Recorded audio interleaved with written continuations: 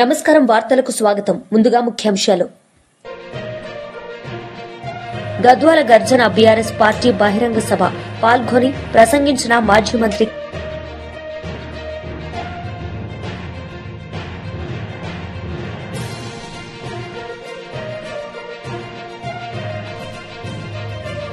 MLA Tenali Shravan Kumar media సమావేశం పలు అంశాలపై వివరణ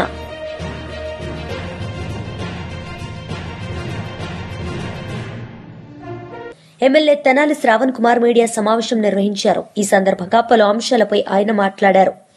అమరావతి రాజధాని మీద కొత్త మోసానికి తెరలేపిన విషయం మనం అందరికీ అర్థమవుతుంది. అసలు సజ్జల రామకృష్ణారెడ్డికి ఉన్న అర్హత ఏమిటి? గతంలో తాడేపల్లి ప్యాలెస్ గుమస్తాగా పేరు పొందాడు. ఉన్నా లేకపోయినా నోటుకొచ్చినట్టు మాట్లాడే వాతావరణం అతను అలవాటు చేసుకున్నాడు. అటువంటి మనిషి మరలా అమరావతి రాజధానిగా ఉంటుందని 2019లో జగన్మోహన్ రెడ్డి గారు మాట్లాడిన మాటల్ని మరొకసారి చెబుతూ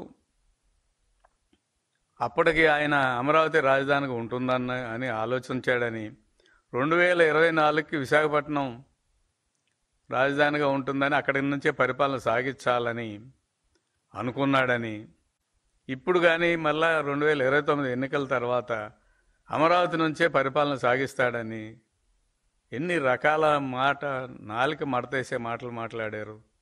ఇవన్నీ రాష్ట్ర ప్రజలు ఆలోచిస్తూ ఉన్నారు. అసలు విధానపరమైన నిర్ణయాలు ప్రకటించే హక్కు సజ్జల రామకృష్ణారెడ్డికి ఎవరిచ్చారు?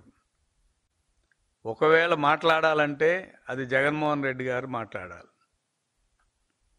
మోసానికి ప్రతిరూపంగా ఉన్న వైసీపీ నాయకులు జగన్మోహన్ రెడ్డి గారు, సజ్జల రామకృష్ణారెడ్డి గారు మరొకసారి మోసం చేయటానికి సిద్ధమయ్యారనేది ఆ ప్రకటనల యొక్క సారాంశం. 2014-19 మధ్యకాలంలో రాజధాని లేని రాష్ట్రానికి సంబంధించి అసెంబ్లీలో రాజధాని నిర్ణయం జరుగుతున్నప్పుడు జగన్మోహన్ రెడ్డి గారు మాట్లాడిన మాటలను ఒకసారి గుర్తుకు తెచ్చుకుందాం. అసలే రాష్ట్రం చిన్నదైపోయింది, ప్రాంతాల మధ్య నేను చర్చ పెట్టదలుచుకోలేదు, రాజధాని మీరు ఎక్కడైనా పెట్టండి, గుంటూరు విజయవాడ మధ్య ఎక్కడైనా పెట్టండి, కనీసం 30,000 ఎకరాలు తగ్గకుండా చూడండి, వైసీపీ పార్టీ సంపూర్ణంగా మద్దతు ఇస్తున్నామని చెప్పారు. చెప్పిన మాటతో పాటు ఇంకా కొన్ని మాటలు మాట్లాడారు. అదేమంటే ఈ ప్రాంతం మీద జగన్మోహన్ రెడ్డి గారికి ప్రేమ ఉంది, ఇల్లు కట్టుకున్నాడు, చంద్రబాబు నాయుడు గారికే ఇల్లు లేదని 2019 ఎన్నికలకు వెళ్తున్నప్పుడు మాట్లాడారు. నేను ఇల్లు కట్టుకున్నాను, నా పార్టీ ఆఫీస్ ఇక్కడే ఉంది, తెలుగుదేశం మా మీద దుష్ప్రచారం చేస్తుంది, మేము అధికారానికి వస్తే రాజధాని మారుస్తామని దుష్ప్రచారం చేస్తుందని చెప్పిన మాటలు ఏమైనాయి? అధికారం రాగానే 3 నెలల్లో జిఎన్ రావు కమిటీ, బోస్టన్ కమిటీ, రకరకాల కమిటీలు వేసి ప్రపంచంలో ఎక్కడా లేని కొత్త ఆలోచన, ప్రాంతాల మధ్య చిచ్చు పెట్టే ఆలోచన, 3 రాజధానుల ఆలోచన తీసుకొచ్చారు. మళ్ళీ ఇప్పుడు ఏం ముంచుకొచ్చిందని మీరు మళ్ళీ మాట్లాడుతున్నారు. ఆ మాటల్లోని గూఢార్థాన్ని మనం అర్థం చేసుకోవాలి.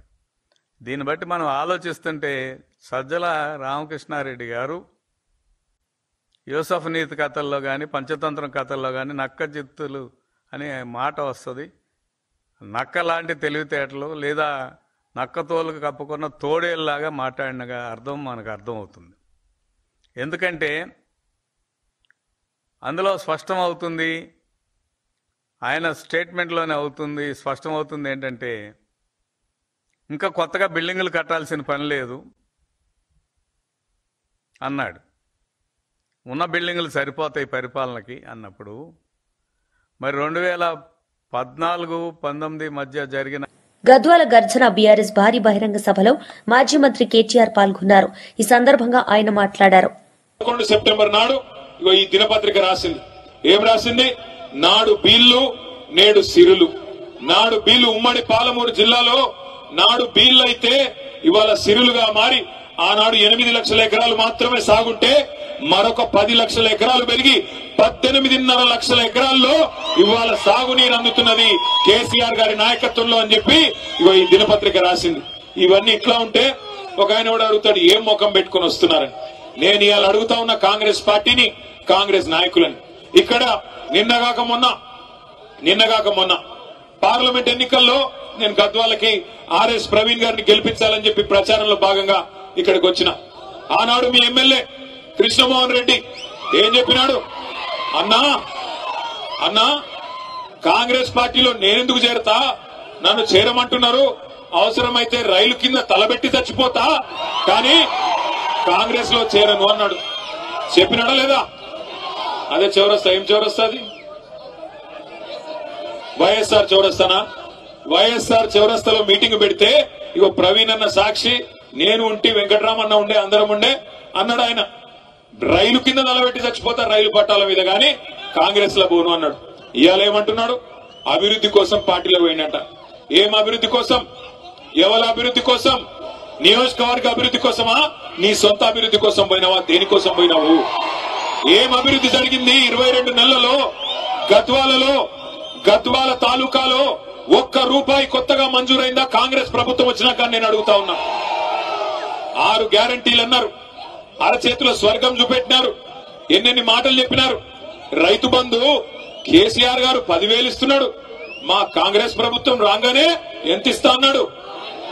15,000 ఇస్తా అన్నాడు. వచ్చినాయా 15,000? వచ్చినాయా రాలేదు? గట్టిగా చెప్పాలా? వచ్చినాయా? మరి అందుకోసం మారిండా ఎమ్మెల్యే పార్టీ? మన కేసీఆర్ గారు 2,000 పెన్షన్ ఇస్తుంటే 2,000 ఏముంది, నేను 4,000 ఇస్తా అన్నాడు. వచ్చినాయా 4,000 పెన్షన్లు? వచ్చినాయా? మరి అందుకోసం మారిండా? దేనికి మారిండు?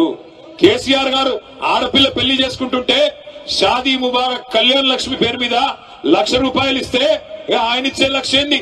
నేను తులం బంగారం ఇస్తా మీదికెళ్ళి అన్నాడు. వచ్చిందా తులం బంగారం? వచ్చిందా రాలేదా? మరి దానికోసం మారిండా? తులం బంగారం కోసం. అట్లాగే గుర్తు తెచ్చుకోండి, ఎన్ని హామీలు మా ఆడబిడ్డలందరికీ హామీ ఇచ్చినాడు. నెలకు 2,500 ఇస్తా, అత్తకు 4,000, కోడలికి 2,500 అని మాట ఇచ్చినాడు. వచ్చినాయా 2,500 వరకన్నా? ఆడబిడ్డలు ఉన్నారా ఇక్కడ? ఎవరన్నా ఆడున్నారు? మీకు రావురా? అయ్యా వాళ్ళకు వస్తే వీళ్ళు మొగోళ్ళు సేవకుతారు ఇట్లా. ఆడపిల్లలకు ఎవరికైనా వచ్చినాయా? ఎవరికి రాలే. రాష్ట్రంలో 1,67,00,000 మంది ఆడబిడ్డలు కళ్ళల్లో ఒత్తులేసుకొని చూస్తున్నారు. ఎప్పుడు ఇస్తాడు రేవంత్ రెడ్డి, కాంగ్రెస్ ప్రభుత్వం, రాహుల్ గాంధీ వచ్చి పెద్ద పెద్ద మాటలు చెప్పిపోయాను. 2 లక్షలు రుణమాఫీ చేస్తా అన్నాడు. 2 లక్షలు అయిందా? రుణమాఫీ అయిందా కాలేదా? గట్టిగా చెప్పాలి, వినబడతలేదు. అయిందా కాలేదా? మరి అందుకు పోయిందా? ఎందుకు పోయిండు మీ ఎమ్మెల్యే కాంగ్రెస్ పార్టీలకి? ఇంకా సిగ్గులేని విషయం ఏంటంటే, ఇంకా సిగ్గులేని విషయం, పోయిండు కాంగ్రెస్ లకి. ఇవాళ ఎవరో పోయి మన టీవీ వాళ్ళు అడిగినారు, అయ్యా నువ్వు ఏ పార్టీలో ఉన్నావని. ఏం చెప్పాలా పాపం? బీఆర్ఎస్ పార్టీలో ఉన్నా అని చెప్తున్నాడు. మరి బీఆర్ఎస్ పార్టీలో ఉంటే, బీఆర్ఎస్ మీటింగ్ ఇక్కడైతుంటే ఎమ్మెల్యే ఎక్కడున్నాడు? రేవంత్ రెడ్డి సంఖ్యలో ఉన్నాడు. ఆయనంట మీరందరూ అమాయకులంట, గద్వాల తాలూకాలో మీకు ఎవరికేం రాజకీయం తెలియదంట, ఆయన ఒక్కడికే తెలుసంట. ఆడబోయి రేవంత్ రెడ్డి సంఖ్యలో కూర్చొని నేను బీఆర్ఎస్ పార్టీలోనే ఉన్నాను సన్నాయి నొక్కులు నొక్కుతున్నాడు. నమ్ముదామా?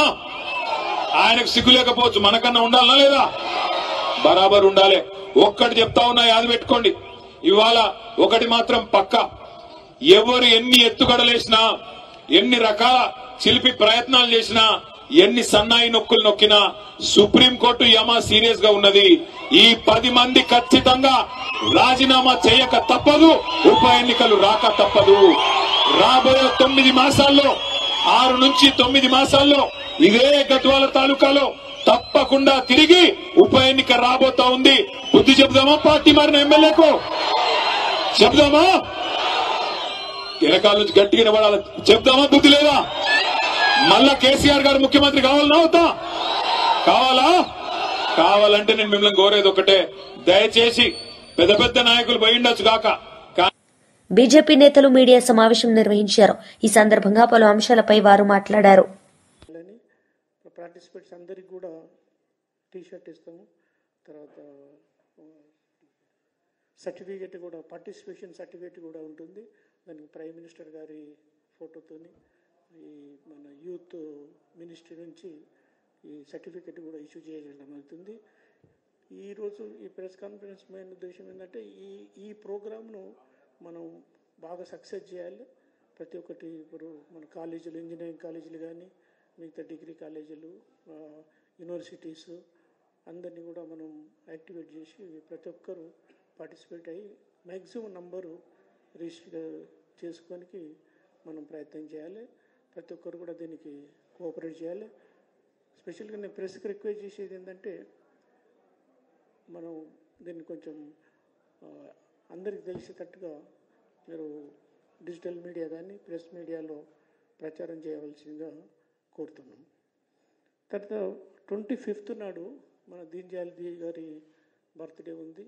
ఆ రోజు బూత్ స్థాయి నుంచి మన స్టేట్ వరకు ప్రతి ప్లేస్లో మన ట్రీ ప్లాంటేషన్ ఇప్పుడు పెట్టాలి. మన ఒక మన మదర్ పేరు మీద ఒక ట్రీ పెట్టాలనే ఉద్దేశంతో ప్రతి ఒక్కరికి మదర్ అంటే చాలా ఇష్టం కాబట్టి ప్రతి వాళ్ళు ఒక్కొక్కరు మనం ఒక ట్రీ మినిమం పెట్టాలనేది బూత్ లెవెల్లో, బ్లాక్ లెవెల్లో, డిస్ట్రిక్ట్ లెవెల్లో, మన స్టేట్ లెవెల్లో ప్రతి దగ్గర మ్యాక్సిమం మన గార్డెన్ కానీ, ఇంట్లో కానీ, పబ్లిక్ ప్లేస్లో కానీ, రోడ్స్ ఎమ్మడి కానీ చెట్లు పెట్టాలి. దీనికి మన డిఫరెంట్ నర్సరీస్తో కూడా మనం మాట్లాడడం జరిగింది.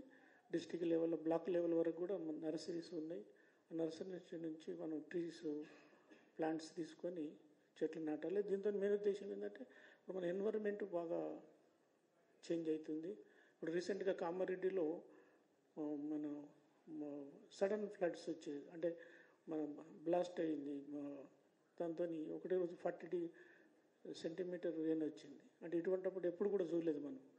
అంటే ఎన్విరాన్మెంటల్ బాగా ఇంబ్యాలెన్సెస్ వచ్చుట్లా ఈ ఎన్విరాన్మెంట్లో మనం మళ్ళీ ఆక్సిజన్ పర్సంటేజ్ బాగా పెంచాలి. మన ప్లాంటేషన్ ఏరియా కూడా పెంచాలి. బట్ మన గవర్నమెంట్ ఆఫ్ ఇండియా పాలసీ కానీ మోడీ గారికి కూడా బాగా ఇష్టము. కాబట్టి ఆ రోజు దీన్ దయాళ్ జయంతి బర్త్డే సందర్భంగా ఈ మ్యాక్సిమం ట్రీస్ పెట్టి మనం ఎన్విరాన్మెంట్ను కాపాడాలన్నది మెయిన్ ఉద్దేశం. దాన్ని కూడా మీరు చాలా మనం ప్రచారం చేయాల్సిన అవసరం ఉంది. తర్వాత 27th నాడు ఎవరైతే ఇప్పుడు ఈ వికలాంగులు వాళ్ళందరినీ ఐడెంటిఫై చేసి వాళ్ళకు మనం సన్మానం చేయాలి.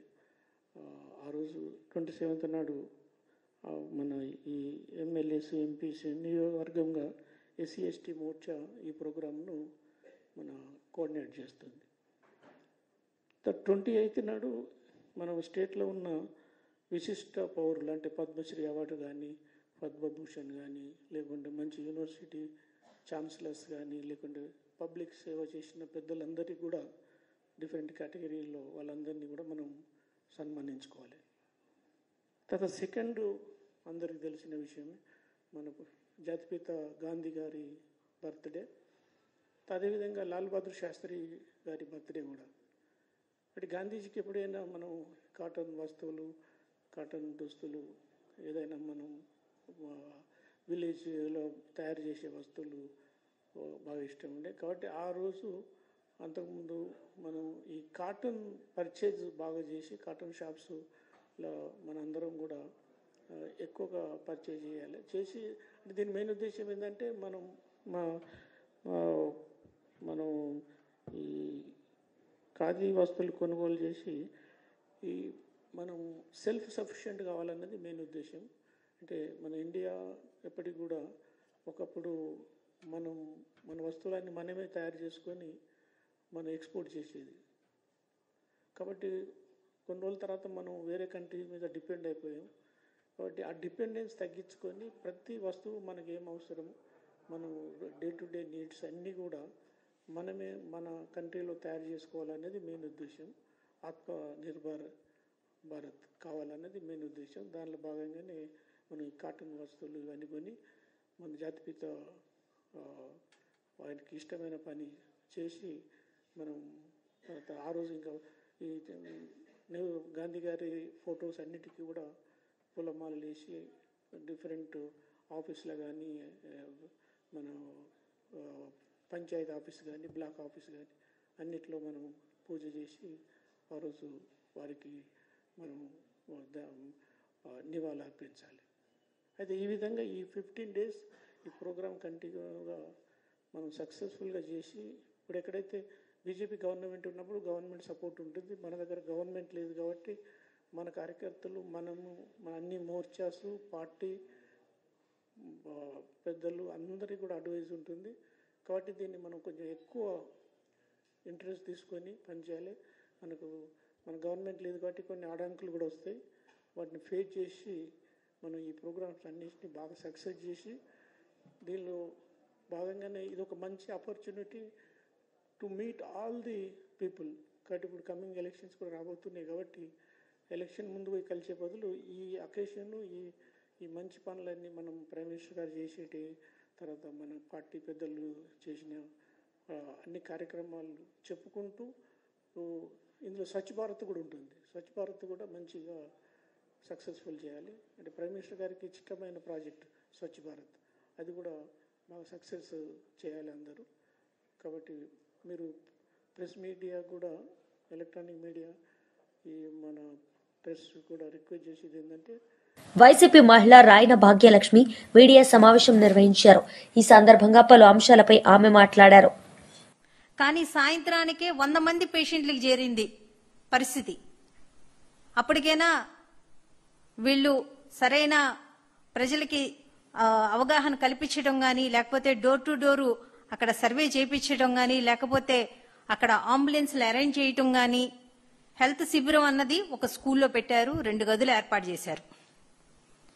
చుట్టుపక్కల ఉన్న యూపీహెచ్సి సెంటర్స్ నుంచి మెడిసిన్స్ తెప్పించినారు.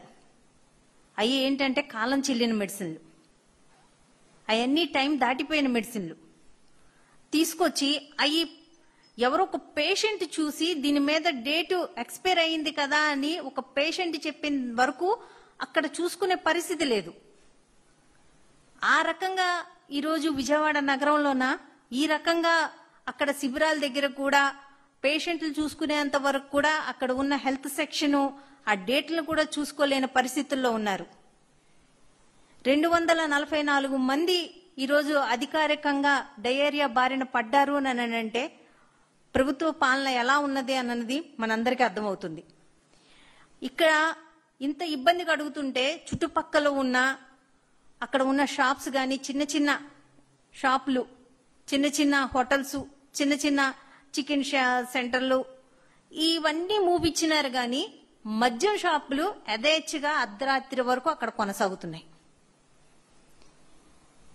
వీళ్ళకి ప్రజల ఆరోగ్యం మీద ఉన్న ఆసక్తి కన్నా వీళ్ళు జోబులు నింపుకొని వీళ్ళ ఆదాయం మీద ఉన్న ఆసక్తి ఎక్కువగా ఉంది. అక్కడ అన్ని షాపులు మూయించిన వారు మద్యం షాపులు తెరిచి ఉంచడం ఏంటి?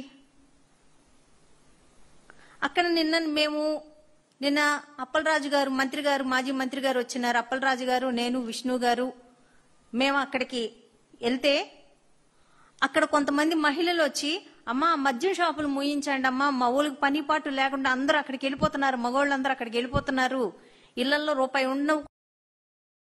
తూర్పు గోదావరి జిల్లా వైఎస్ఆర్సీపీ అధ్యక్షులు మాజీ మంత్రి చెల్లుబోయిన శ్రీనివాస వేణుగోపాలకృష్ణ మీడియా సమావేశం నిర్వహించారు. ఈ సందర్భంగా పలు అంశాలపై ఆయన మాట్లాడారు. ఏమిటి అని అంటే సెట్టిబెల్జీ సామాజిక వర్గాన్ని సెట్టిబెల్జీ సామాజిక వర్గానికి సర్టిఫికెట్లు ఇష్యూ చేసే సమయంలో గౌడగా ముందు పేరు చూపించి గౌడ బ్రాకెట్లో సెట్టిబెల్జ, గౌడ బ్రాకెట్లో శ్రీశైన, గౌడ బ్రాకెట్లో ఈడిగా, గౌడ బ్రాకెట్లో యాత, సిగిడి అట్లాంటి ఒక కొత్త అంశాన్ని తెర మీదకి తీసుకొచ్చారు. అదే సందర్భంలో మంత్రులు కొంతమంది ప్రకటనలు చేస్తూ ఏమన్నారంటే ఇది టెక్నికల్ మిస్టేక్ అని ముందుగా అన్నారు. మరొకసారి రిపీట్ చేస్తున్నాను, టెక్నికల్ మిస్టేక్, ఇది తొందరలో పరిష్కారం అవుతుందన్నారు. దాని వరకు ప్రాబ్లం కాదు. రెండో సందర్భంలో ఇది సోషల్ వెల్ఫేర్ మినిస్టర్తో మాట్లాడతాం, ఇది సమస్య పోద్దన్నారు. దాని వరకు ప్రాబ్లం లేదు. కానీ ఇందులో తెర మీదకి తీసుకొచ్చింది ఏంటంటే, వైఎస్ఆర్ కాంగ్రెస్ పార్టీ ప్రభుత్వం, జగన్మోహన్ రెడ్డి గారి ప్రభుత్వం దీనికో జీవో ఇచ్చిందని, ఆ జీవోని బేస్ చేసుకుని ఇవాళ ప్రభుత్వం అంటే ఎవరైతే సామాజిక వర్గంలో ఈ ఆందోళన వ్యక్తం చేస్తున్నారో ఈ అంశానికి తెరదీశామనేటువంటి మాట వారు చెప్పినప్పుడు నాకు ఆశ్చర్యం వేసింది. నేనేమంటానంటే, ఇక్కడ వారు మాట్లాడేటువంటి సందర్భంలో వాస్తవాలు వీరికి తెలుసా? చంద్రబాబు నాయుడు గారు ముఖ్యమంత్రిగా ఉండగా 1997 వాస్తవాలు మీ ద్వారా ప్రజలందరికీ ఒకసారి క్లారిఫై చేయాలి. ఎవరైతే దీని మీద ఆందోళన చెందుతున్నారో లేదా ఆలోచన చేస్తున్నారో వారికి నష్టం కలుగుతుంది, లేకపోతే వారి యొక్క ఆత్మగౌరవానికి ఇబ్బంది కలుగుతుంది అనేటువంటి ఆలోచనలో ఉన్నారో వారందరికీ ప్రతిపక్షంలో, అంటే నేను బీసీ సంక్షేమ మంత్రిగా చేశాను కాబట్టి నా పేరు కూడా ప్రస్తావించారు కనుక నేను క్లారిఫై చేసేది ఏంటంటే, 1997లో ఒక జీవో వచ్చింది, జీవో నెంబర్ 16. ఆ జీవోలో 15/5/95లో ఒక సామాజిక కార్యకర్తగా, సామాజిక స్పృహ కలిగినటువంటి నాయకుడిగా సర్దార్ అని పిలిపించుకున్నటువంటి గౌతు లచ్చన్న గారు ఒక ప్రతిపాదన చేశారు ప్రభుత్వానికి. ఎవరైతే గీత వృత్తి మీద ఆధారపడి ఉన్నారో ఆ కులాలన్నీ కూడా ఒక అంబరిల్లాగా ఒక గొడుగు కిందకి తీసుకురావాలి అని ఆలోచన చేసి 16 జీవో నెంబర్ 16ని ఆయన ప్రతిపాదించినటువంటి సమయంలో ఆనాడు పెద్దలు, తూర్పుగోదావరి జిల్లాలో అధిక సంఖ్యాకులుగా ఉన్నటువంటి ప్రభాకర్ రావు గారు, మంత్రిగా పనిచేసినటువంటి అనుభవం ఉన్నటువంటి వ్యక్తి, వారు కూడా దీనికి సంబంధించినటువంటి సమ్మతిని తెలియజేసిన తర్వాత 97లో జీవో నెంబర్ 16 వచ్చి టీడీపీ రాష్ట్ర ఉపాధ్యక్షులు వేమూరి ఆనంద్ సూర్య మీడియా సమావేశం నిర్వహించారు. ఈ సందర్భంగా పలు అంశాలపై ఆయన మాట్లాడారు. మొన్న 10వ తారీఖు అనంతపురంలో రాష్ట్ర ముఖ్యమంత్రి శ్రీ నారా చంద్రబాబు నాయుడు గారు, అలాగే జనసేన నాయకులు, ఉప ముఖ్యమంత్రి పవన్ కళ్యాణ్ గారు, భారతీయ జనతా పార్టీ నాయకులు మాధవ్ గారు కలిసి తీసుకున్నటువంటి ఈ సూపర్ 6 సూపర్ హిట్ అనేటువంటి కార్యక్రమం ద్వారా అనంతపురం అనంతపురంలో లక్షలాది మంది ప్రజలు వచ్చి ఆ సూపర్ 6 సూపర్ హిట్ అంటే ఏంటో తెలుసుకొని చాలా చాలా చాలా ఆనందపడుతున్న సమయం అది. అటువంటి సమయంలో ఆంధ్ర రాష్ట్రంలో 151 నుంచి మధ్యలో 5 ఎగిరిపోయి 11కు పడిపోయినటువంటి జగన్మోహన్ రెడ్డి వైసీపీ పాలనకి, వైసీపీకి వెన్నులో వణుకు పుట్టింది. అంతకన్నా ముందు జగన్మోహన్ రెడ్డి కళ్ళు బైర్లు కమ్మాయి. ఎందుకని? ఈనాడు నారా చంద్రబాబు నాయుడు గారి నాయకత్వంలో కూటమి ప్రభుత్వం ఏదైతే ఉందో, కూటమి ప్రభుత్వం ఏదైతే ఎన్నికల ముందర ఇచ్చినటువంటి హామీలన్నింటినీ, సూపర్ 6 పథకాలన్నింటినీ కూడా ఇప్పటి వరకు అన్ని అమలు చేసినటువంటి విషయాన్ని ఈ సందర్భంగా తెలియజేస్తున్నటువంటి విషయం. ఎందుకంటే మొట్టమొదటగా భరోసా పెన్షన్ పథకం. ఈ భరోసా పెన్షన్ పథకం ద్వారా ఈ రోజున 64 లక్షల మందికి పెన్షన్లు ఇస్తున్నాం. ప్రతి నెల 1వ తారీఖు నాడు ప్రతి ఇంటి గుమ్మంలోనూ చంద్రబాబు నాయుడు గారు పంపించిన ప్రతినిధులతో వారికి ఎన్టీఆర్ భరోసా పెన్షన్ పథకాన్ని వారి ఇంటిలోనే ఇవ్వటం జరుగుతున్నటువంటి విషయం మనందరికీ తెలుసు. అలాగే ఇప్పటి వరకు 45,000 కోట్ల రూపాయలని పెన్షన్ పథకం కింద రాష్ట్ర ప్రభుత్వం ఖర్చు చేసింది. అట్లాగే స్త్రీ శక్తి పథకం కింద 5 కోట్ల మంది మహిళలు ఉపయోగించుకుంటున్నారు. ఎలాగా? ఉచిత ప్రయాణం, ఉచిత బస్సు ప్రయాణ పథకం కింద సూపర్ 6లో భాగంగా స్త్రీ శక్తి పథకం ద్వారా 5 కోట్ల మంది మహిళలు ఈ రోజున వాళ్ళు ఉపయోగించుకుంటున్నారు. ఉచిత రాష్ట్రంలో ఎక్కడికి వెళ్ళాలన్నా ఉచిత ప్రయాణ సౌకర్యాన్ని, దానికి 200 కోట్ల రూపాయలు వాళ్ళకు ఆదా అయినటువంటి విషయం. అంటే ప్రభుత్వం ఈ ఉచిత ప్రయాణం కోసం 200 కోట్ల రూపాయలని ఖర్చు చేస్తున్నటువంటి విషయాన్ని కూడా ఈ రోజున స్త్రీశక్తి పథకం ద్వారా అమలు చేస్తున్న విషయం తెలియజేస్తున్నాం. అంతేకాకుండా దీపం 2 పథకం కింద 1704 కోట్లతో 2.45 కోట్లు 1704 కోట్లతో 2.45 కోట్ల సిలిండర్లు రాష్ట్ర ప్రజానీకానికి అందించాం. మరి దాంట్లోనే భాగంగా ఏడాదికి 3 సిలిండర్లు ఉచితంగా ఇస్తున్నాం. మరి అన్నదాత సుఖీభవ, ఈ అన్నదాత సుఖీభవ పథకం తీసుకున్నట్లయితే జగన్ రెడ్డి పచ్చి మోసాలు అబద్ధాలు చెప్పడానికే ఈ రోజున గత కొన్ని రోజులుగా వివిధ రకాలైనటువంటి ప్రెస్ మీట్లతో పిచ్చి పిచ్చి ప్రేలాపనలతో అధికారంలో ఉన్నటువంటి కూటమి ప్రభుత్వాన్ని తన నోటికొచ్చిన మాటలతో మాట్లాడుతూ మాజీ మంత్రి వైఎస్ఆర్సీపీ అధికార ప్రతినిధి ఆర్కే రోజా మీడియా సమావేశం నిర్వహించారు. ఈ సందర్భంగా పలు అంశాలపై ఆమె మాట్లాడారు. మెడికల్ కాలేజ్ కి కట్టాలన్న ఆలోచన చేసావా, కట్టడానికి ప్రయత్నించావా అని నేను అడుగుతున్నాను. జగన్మోహన్ రెడ్డి గారు మొదటిసారి ముఖ్యమంత్రి అయినా 5 సంవత్సరాల్లో 2 సంవత్సరాలు కోవిడ్కి పోయినా ఏ విధంగా రాష్ట్రంలో ఉన్న అన్ని హాస్పిటల్స్ ని, పిహెచ్సిల్ని రెన్యువేట్ చేయడమే కాకుండా కొత్తగా అర్బన్ హెల్త్ సెంటర్లు కూడా కట్టించి అన్ని రకాల ఫెసిలిటీస్ ని అందజేయడమే కాకుండా 17 మెడికల్ కాలేజీలు వాటితో పాటు సూపర్ స్పెషాలిటీ హాస్పిటల్ ని ప్రజలకి అందుబాటులో తేవాలి. పేద ప్రజలు డాక్టర్లు అవ్వటమే కాకుండా పేద ప్రజలకి నాణ్యమైన ఫ్రీ మెడిసిన్ కూడా వాళ్ళకి వైద్యం అందించాలన్న ఒక చిత్తశుద్ధితో పనిచేసిన వ్యక్తి. ఈరోజు ఆ 17 మెడికల్ కాలేజీలని పూర్తి చేయడం చేతగాక, అంటే దాదాపుగా 7 జగన్మోహన్ రెడ్డి గారు పూర్తి చేసేశారు. 5 జగనన్న ఉన్నప్పుడే 2023-24లో ఓపెన్ చేసి క్లాసెస్ కూడా స్టార్ట్ అయిపోయినాయి. మొన్న ఈ మధ్య ఒకటి స్టార్ట్ అయింది. పులివెందల్ది వాంటెడ్ గా కక్ష సాధింపుగా ఏ విధంగా చేస్తున్నారో అందరూ కూడా చూస్తున్నారు. మిగతా 10 ఈ 15 నెలల్లో కనీసం 15 కోట్లు కూడా కేటాయించకుండా వాటిని నిర్వీర్యం చేస్తూ కక్ష సాధింపుగా ఈరోజు ఆ మెడికల్ కాలేజీని తమకు కావాల్సిన వాళ్ళకి అప్పచెప్పడం కోసం ప్లాన్ ప్రకారం ఎలా చేస్తున్నారో మనం చూస్తున్నాం. ఈ నీతిమాలిన ప్లాన్లు, నీతిమాలిన రాజకీయాలు, వీళ్ళ దోపిడీ కోసం మెడికల్ కాలేజీల్ని అంటే లక్షల కోట్లు విలువ చేస్తాయి భవిష్యత్తులో.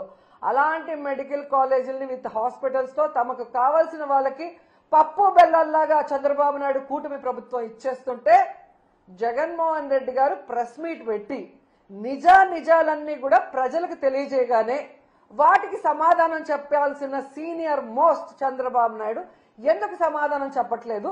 ఎందుకు తన మంత్రుల్ని రెచ్చగొట్టి జగన్మోహన్ రెడ్డి గారిని బూతులు తిట్టడానికి ఈరోజు పంపిస్తున్నారని నేను అడుగుతున్నాను. ఎంత సిగ్గుచేటంటే ఈరోజు హోంమంత్రి అనిత గారు ఒక ప్రెజెంటేషన్ ఇచ్చారు.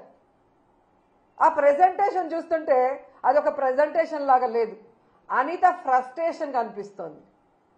ఆమె ఏదైతే వీడియోలు చూపించిందో అవన్నీ చంద్రబాబు నాయుడు కూటమి ప్రభుత్వం తయారు చేయించిన ఫేక్ వీడియోస్ ని ఏ విధంగా ఆమె ప్రజెంట్ చేసిందో మనం అందరం కూడా గమనించగలిగాం. ఎందుకంటే ఆడవాళ్ల భద్రత గురించి, బాలికల మీద జరిగే హత్యల గురించి, అలాగే మహిళల మీద జరిగే అఘాయిత్యాల్ని ఆపడం గురించి ఆవిడ ఏ రోజు మీటింగ్లు పెట్టలేదు, ఏ రోజు పవర్ పాయింట్ ప్రెజెంటేషన్లు ఇవ్వలేదు.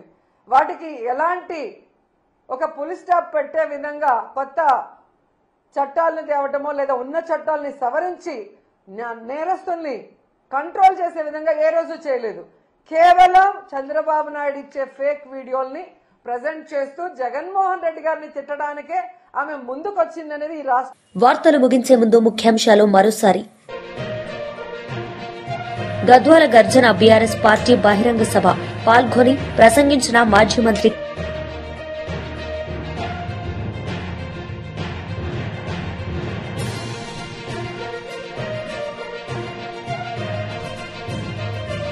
ఎమ్మెల్యే తెనాలి శ్రావణ్ కుమార్ మీడియా సమావేశం, పలు అంశాలపై వివరణ.